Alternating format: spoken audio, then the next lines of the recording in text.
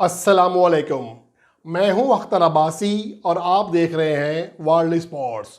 ICC ने आज ताज़ा हफ्तावार रैंकिंग जारी कर दी है, जिसमें विराट कोहली, जो कि भारतीय कप्तान हैं और वेस्टइंडीज़ के खिलाफ वनडे सीरीज़ खेल रहे हैं, वो आईसीसी वनडे बैटिंग रैंकिंग में दूसरे दर्जे पर मौजूद हैं। और इम्कान ज़ाहिर किया जा रहा था कि शायद वो बाबर आजम से पहली पोजीशन छीन लेंगे, लेकिन अब उनका फासला मज़ीद बढ़ गया है और बाबर आजम की जो टॉप पोजीशन है वो मज़ीद मुस्तहकम हो गई है। इसके अलावा फ़खर जमान की बैठे बिठाए तरक्की हुई है।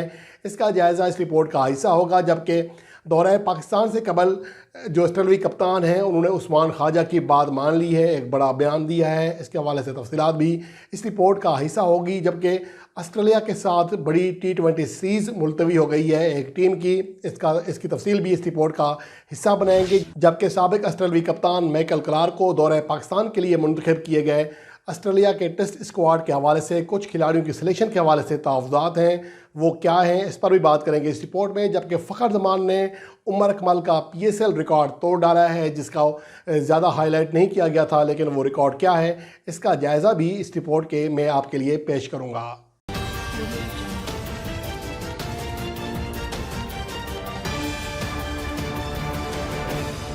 सबसे पहले बात करते हैं आज जारी होने वाली आईसीसी की रैंकिंग, जिसमें प्लेयर्स की रैंकिंग जारी हुई है। और हर बुध को जो है हर हफ्तावार रैंकिंग जो है जारी होती है आईसीसी की जानिब से।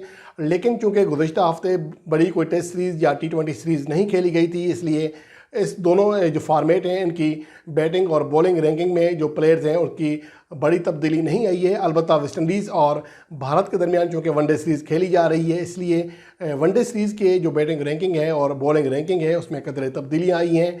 और सबसे जो टॉप जो चीज़ थी पाकिस्तानी शायकीन के लिए और भारतीय शायकीन के लिए, वो आईसीसी वनडे बैटिंग रैंकिंग के टॉप 2 दर्जे हैं, जहाँ पर भारत के साबिक कप्तान विराट कोहली दूसरे दर्जे पर मौजूद हैं और पाकिस्तानी कप्तान बाबर आजम पहले दर्जे पर मौजूद हैं। और ये क्या सराहियाँ हो रही थी कि और ये सवालात उठाए जा रहे थे कि क्या बाबर आजम से नंबर 1 पोजीशन विराट कोहली छीन लेंगे या नहीं छीन लेंगे, जिनके दरमियान मजमूई तौर पर सिर्फ 29 रेटिंग पॉइंट का फ़र्क था। लेकिन पहले जो वनडे मैच खेला गया वेस्टइंडीज़ के खिलाफ, इसमें बड़ी इनिंग्स नहीं खेल सके, जिसकी वजह से उनकी मज़ीद नज़री हुई है विराट कोहली की। उनके 16 रेटिंग पॉइंट्स मज़ीद कम हो गए हैं, जिसकी वजह से अब ये दोनों के दरमियान जो फासला है वो 29 से बढ़कर 46 रेटिंग पॉइंट का हो गया है। यूँ बाबर आजम की जो टॉप पोजीशन है वो कदर मुस्तहकम हो गई है पहले से ज़्यादा। इसके अलावा फ़खर जमान की बैठे बिठाए एक दर्जा तरक्की हुई है, जिसकी वजह शाही होप की तनज़ली है, जिसकी वजह से फ़खर जमान एक दर्जा ऊपर आने में कामयाब हो गए हैं, जो कि अब आईसीसी वनडे बैटिंग रैंकिंग में 9वें दर्जे पर आ गए हैं। इससे पहले वो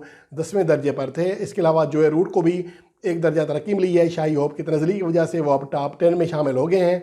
यूँ आज जारी होने वाली आईसीसी वनडे बैटिंग रैंकिंग पर निगाह डालें तो बाबर आजम 873 रेटिंग पॉइंट के साथ पहले नंबर पर मौजूद हैं, जबकि विराट कोहली 828 रेटिंग पॉइंट के साथ दूसरे नंबर पर ज़रूर मौजूद हैं, लेकिन उनके पॉइंट 844 से कम होकर 828 रह गए हैं, यानी 16 पॉइंट्स की उन्हें कटौती का सामना करना पड़ा है। रोहित शर्मा तीसरे नंबर पर हैं, क्विंटन डीकॉक चौथे पर, अरुण फिंच 5वें पर, जोने ब्रेस्टोस 6ठे पर, डेविड वार्नर 7वें नंबर पर हैं, रसीव एंडरसन साउथ अफ्रीका के बैट्समैन हैं 8वें दर्जे पर मौजूद हैं, जबकि फ़खर जमान 9वें और जोए रूट 10वें नंबर पर मौजूद हैं।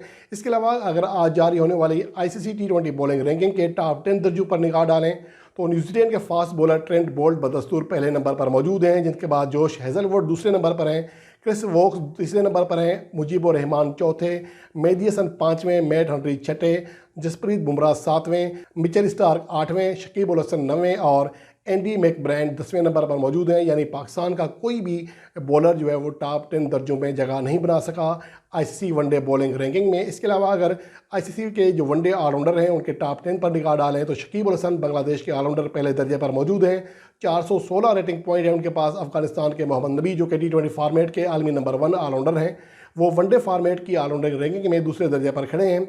इस तरह क्रिस वोक्स तीसरे दर्जे पर हैं, राशिद खान चौथे दर्जे पर हैं, मिचेल सेटनर 5वें दर्जे पर हैं, बेन स्टोक्स 6ठे नंबर पर हैं, इमाद वसीम 7वें, रविंद्रा जडेजा 8वें, जेमी जे नशीमन 9वें नंबर पर हैं और सेन विलियम जो कि जिम्बाब्वे के खिलाड़ी हैं वो 10वें नंबर पर मौजूद हैं। ये अपडेट थी अब तक की रैंकिंग के हवाले से। और इसके अलावा ऑस्ट्रेलिया जो कि पाकिस्तान का दौरा कर रहा है मार्च और अप्रैल में, उनकी एक बड़ी T20 सीरीज़ जो है वो मुलतवी हो गई है, जो कि न्यूजीलैंड के साथ थी और न्यूजीलैंड में खेली जाना थी। लेकिन वहाँ पर कोविड-19 के जो प्रोटोकॉल्स हैं ख़ासतौर पर बॉर्डर के, वो इंतहाई सख्त हैं, जिसकी वजह से न्यूजीलैंड क्रिकेट बोर्ड ने अज़ खुद माज़रत कर ली है क्रिकेट ऑस्ट्रेलिया से कि वो इस सीरीज़ की मेज़बानी नहीं कर सकते। ये मैचेस बिलतरतीब 18, 19 और 20 मार्च को नेपियर में खेले जाने थे। ये पहला मौका नहीं है कि न्यूजीलैंड और ऑस्ट्रेलिया के दरमियान कोई सीरीज़ मनसूख हो रही है, बल्कि काफ़ी सीरीज़ें हालिया अरसे में मनसूख हुई हैं। उसकी वजह कोविड-19 के सख्त प्रोटोकॉल्स हैं जो कि न्यूजीलैंड के लिए हैं, जो न्यूजीलैंड की हुकूमत की जानिब से तय किए गए हैं। और कोई भी जो बंदा बाहर से आता है, जो कोई भी गैर मुल्की हो या अपना खिलाड़ी हो, जब वो न्यूजीलैंड में एंटर होता है तो उसको कम से कम 10 दिन तक करंतना करना पड़ता है होटल में। और 10 दिन का चूँकि वक्त बहुत ज़्यादा होता है, इसलिए दोनों ममालिक ने बाहमी रजामंदी से ये सीरीज़ मुलतवी करने का फ़ैसला किया है और इम्कान ज़ाहिर किया जा रहा है कि ये सीरीज़ दोबारा रीशेड्यूल की जाएगी। और इसके अलावा क्रिकेट न्यूजीलैंड ने ये उम्मीद ज़ाहिर की है कि जो T20 वर्ल्ड कप 2022 में होगा ऑस्ट्रेलिया में, वहाँ पर ये मसाइल सामने नहीं आएंगे। और इसके अलावा अगर ऑस्ट्रेलिया के दौरे पाकिस्तान के हवाले से बात करें तो उनके हवाले से बड़ी अपडेट सामने आई है। उस्मान ख्वाजा जो कि दौरा पाकिस्तान करेंगे, पहली बार वो पाकिस्तानी सरजमीन पर कोई टेस्ट सीरीज़ खेलने आएंगे। वो इस्लामाबाद में पैदा हुए थे। उन्होंने ये कहा था कि जब उनके जस्टिन लेंगर जो कि साबिक कोच हैं, जब उन्होंने इस्तीफ़ा दिया तो उसके हवाले से उन्होंने मीडिया पर खुलकर कहा था कि पैट कमिंस जो कि नए कप्तान हैं ऑस्ट्रेलिया के, उनको इस बात का जवाब देना पड़ेगा कि जस्टिन लेंगर को हटाने में उन समेत सीनियर प्लेयर्स का हाथ है या नहीं है, वरना जो मीडिया में क्या सराहियाँ हो रही हैं, बातें हो रही हैं, ये आगे चलकर मज़ीद मसाइल खड़े कर सकती हैं। और पैट कमिंस ने उनकी ये बात मानी और आज बाकायदा तौर पर मीडिया में आकर ये कहा कि हम मानते हैं कि जस्टिन लेंगर का जो रवैया था वो इंतहाई शदीद था। वो खिलाड़ियों के साथ बहुत ज़्यादा सख्ती करते थे और सीनियर खिलाड़ियों ने और मैंने, क्रिकेट ऑस्ट्रेलिया ने जब हमें बुलाया तो हमने जस्टिन लेंगर के हवाले से ये अपडेट ज़रूर दी थी। उनके बारे में बताया था कि वो बहुत ज़्यादा सख्त गिर हैं और ख़ुद जस्टिन लेंगर भी ये बात तस्लीम कर चुके हैं कि वो सख्त गिर हैं। उन्होंने हमसे माज़रत भी की थी, लेकिन इस माज़रत की ज़रूरत नहीं थी क्योंकि वो हमें दर हकीकत मोटिवेट करना चाहते थे। लेकिन मेरे ख़्याल में जिस लेवल पे हम खेल रहे हैं, हमें मोटिवेट करने के नहीं बल्कि एक ऐसे कोच की ज़रूरत है जो कि हमें नई तकनीक बताए, हमें नए तरीके बताए जदीद क्रिकेट के हवाले से। क्योंकि मोटिवेट तो हम ऑलरेडी हैं, अपने मुल्क के लिए पुरज़म हैं और क्रिकेट ही हमारा ओढ़ना बिछोना है। इसलिए हमें मोटिवेट करने से कहीं ज़्यादा तकनीक की ज़रूरत थी और हमारी जो राय है वो हमने क्रिकेट ऑस्ट्रेलिया को दी और क्रिकेट ऑस्ट्रेलिया ने इस हवाले से फ़ैसला किया जिसे कबूल करने के हम पाबंद हैं और बतौर प्रोफेशनल्स हमें ऐसा ही करना चाहिए। ये क्या सराहें हुई हैं कि जस्टिन लेंगर को सीनियर प्लेयर ने हटवाया था, अब इस बात में बहुत ज़्यादा हकीकत सामने दिखाई दे रही है। और जो कुछ साबिक ऑस्ट्रेलियाई प्लेयर थे जो कि जस्टिन लेंगर के साथी थे, उन्होंने खुलकर तनकीद की थी पैट कमिंस पर। उनके जो सीनियर साथी प्लेयर्स हैं उनके ऊपर तनकीद की थी। लेकिन अब पैट कमिंस ने बाकायदा तौर पर यह बात तस्लीम कर ली है कि उन्होंने उनके हवाले से, अपने साबिक कोच के हवाले से बताया था क्रिकेट ऑस्ट्रेलिया बोर्ड को कि उनका जो रवैया है वो इंतहाई सख्त है। उसके अलावा बात करेंगे माइकल क्लार्क जो कि ऑस्ट्रेलिया के साबिक कप्तान हैं। वो पाकिस्तान के टूर के हवाले से जो सिलेक्शन हुई है ऑस्ट्रेलिया के टेस्ट स्क्वाड की, उसके हवाले से वो ज़्यादा पुरइत्मीनान नहीं है। ख़ास तौर पर मार्कस हैरिस की जो सिलेक्शन हुई है ओपनिंग बैट्समैन के तौर पर, इसके हवाले से वो ज़्यादा पुरइत्मीनान नहीं है। उनका कहना है कि उस्मान ख्वाजा और डेविड वार्नर की शक्ल में जब एक बेहतरीन ओपनिंग जोड़ी आपके पास दस्तियाब है तो एक ऐसा खिलाड़ी जो कि एशिया सीरीज़ में सिर्फ एक 50 बना सका, उसको आप किस वजह से लेके जा रहे हैं, ये दबाव होगा उस्मान ख्वाजा पर। और मुझे लगता है कि शायद उन्हें जगह देने के लिए उस्मान ख्वाजा को नीचे बैटिंग करना पड़े टॉप 6 में से किसी भी पोजीशन पर, और ये क्रिकेट ऑस्ट्रेलिया के लिए अच्छी बात नहीं होगी। ख़ास तौर पर जब उस्मान ख्वाजा को एशियाई कंडीशन में अच्छी कारकर्दगी दिखाने का पहले ही एजाज़ हासिल है, वो वहाँ पर अच्छा खेलते हैं, तो उनको हमें भरपूर मौका देना चाहिए। और इसके अलावा फ़खर जमान जो कि पाकिस्तान सुपर लीग 2022 में अब तक के टॉप स्कोरर हैं, उन्होंने एक बड़ा एजाज़ छीन लिया है उमर अकमल से और वो लाहौर कलंदर की जानिब से एक सीज़न में सबसे ज़्यादा रन्स बनाने वाले बैटर बन गए हैं, जिन्होंने पाकिस्तान सुपर लीग 2022 में अब तक 356 रन्स बना लिए हैं।